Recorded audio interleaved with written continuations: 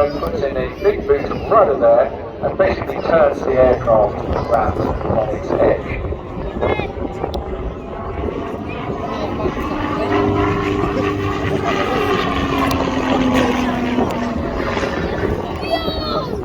They're completing a V-barrel roll, and you've heard me mention this before, and it's just a light flying around the outside of the barrel. But again, to fly accurately, you've really got to practice these to get the speeds and heights absolutely spot on. And that's what makes the difference between just a part-time aviator having a bit of fun in the aircraft and the accuracy required to be a one-jet pilot.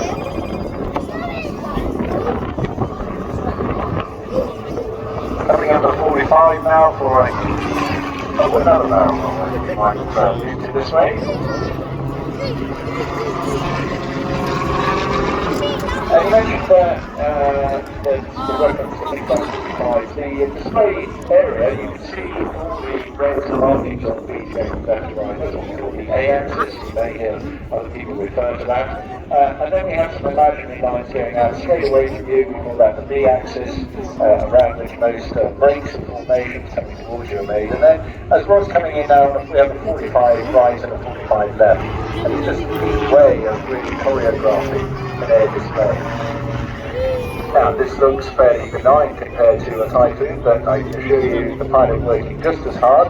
He doesn't have any G protection in this aircraft, so he's pulling around 4G going in and out of those.